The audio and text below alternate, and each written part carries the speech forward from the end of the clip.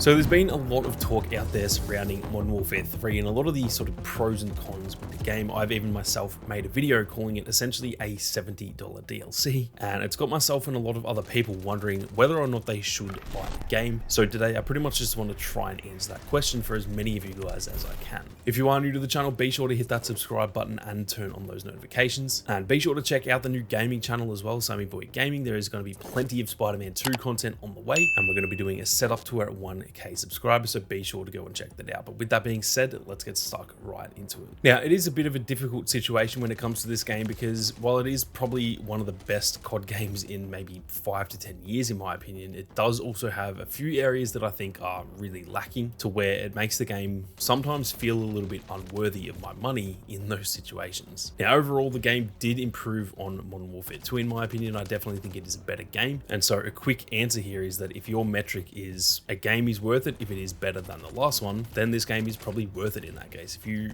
even remotely enjoyed Modern Warfare 2, well, this game is probably better than that. And in that case, if you think improvement on the previous game is worth the money, then this game is probably worth it. The movement is far better. The gunplay and just the general gameplay outside of the movement is pretty much the same. And then the map design is quite literally 1000% better, which is my biggest complaint about pretty much all of the recent CODs. All of their maps are absolute dog shit. And finally, we do have a COD that actually has good maps. Now, on the flip side of that, although the maps are clearly better than they have been in a long time, it is also a bit harder to pretty much justify them at the same time, seeing as they are old maps that are being reused. These are not new pieces of content. These are maps that we have played, over 10 years ago now. Yes, they're good. Yes, I love pretty much all of them. And yes, they are definitely an improvement on Modern Warfare 2 maps, or pretty much just any COD maps in the last 10 years, but they are not new. So if your metric is a game is worth it if it's got a lot of new exciting content, then in that case, maybe Modern Warfare 3 isn't for you. The exception to that being if you obviously didn't play the original Modern Warfare 2, then all of these may as well be new maps. And if they are new maps to you guys, then not only are they new maps, but they're also better than any of the recent ones as well. And so in that case, again, the game is probably worth it if you haven't played the original Modern Warfare 2. Now, I think another thing to consider is essentially just the current competition. The only games I'm going to really lump in here are Battlefield 2042, X-Defiant, and then Halo. They're really the only games that I consider to be similar to Call of Duty, in that obviously there are other games, there's Counter-Strike, there's Valorant, games like that. But I think those type of games are a lot more serious, or I guess competitive. They're the type of game where like once you die, you have to wait for the round to end. It's not quite that like respawn type of shooter like a Call of Duty, like a Battlefield, or those type of games. And then again, you've also got some really good shooters out there in the terms of like Battle Royales. Fortnite's still doing really well, Apex, for example. But again, they're very, very different. I really only consider Call of Duty, Battlefield, Halo, and obviously X-Defiant on the way to be in this like mix of an arcade type shooter. And so those are the only ones that I'm going to compare in this video. Now, what I will say is that I honestly think Battlefield 2042 is the better game compared to Modern Warfare 3. And so if you're just going to spend money on the game that you think is the best game,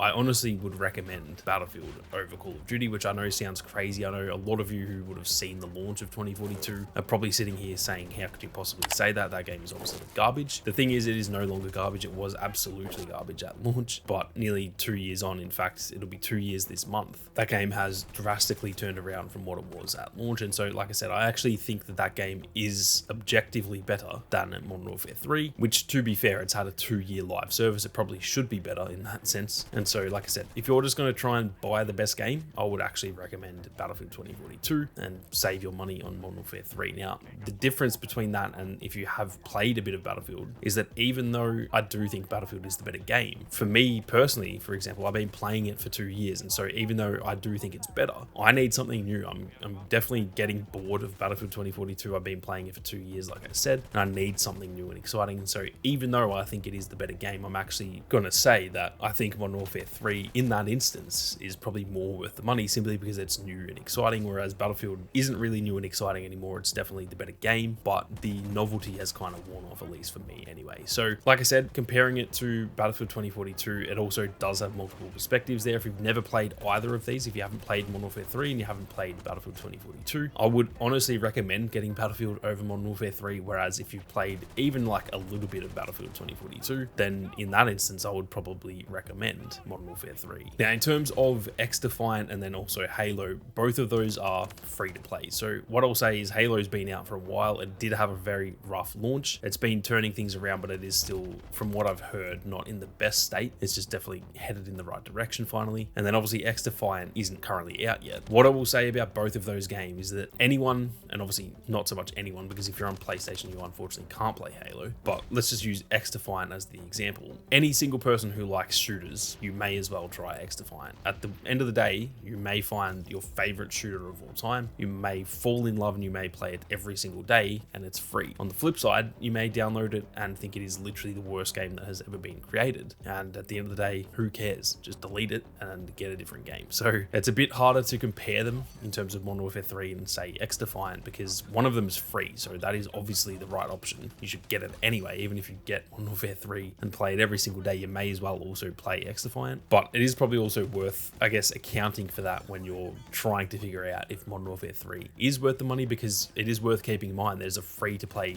pretty much a version of Call of Duty that's free to play that is coming out sometime in the near future. And so if you're really strapped for cash and you want to play a shooter, but you're just not really sure if Modern Warfare 3 is the one, then honestly in that case, maybe it is worth saving your money and just getting X-Defiant for free. And then hey, worst case scenario, you don't like X-Defiant, I'm sure by that point there'll be sales for Call of Duty and stuff, and maybe you can save some money there. On the flip side of that too, you could look at that the complete opposite way and just think, well, I'm getting X-Defiant for free, so I may as well just buy Modern Warfare 3 because I'm getting 2 games for the price of 1 essentially. And then even if you only like them both, you know, at like a 6 out of 10 and you don't love either of them, at least then you've got 2 games that you can just kind of switch between. And so like I said, it's worth looking at them from multiple different perspectives. It's not easy to just say yes, Modern Warfare 3 is definitely worth it compared to X-Defiant or Battlefield or Halo. You have to look at it from your own perspective, and hopefully, like I said, by providing a few of these different perspectives, that can help some of you guys out. I haven't really answered the question. Like I said, I haven't given like a yes or no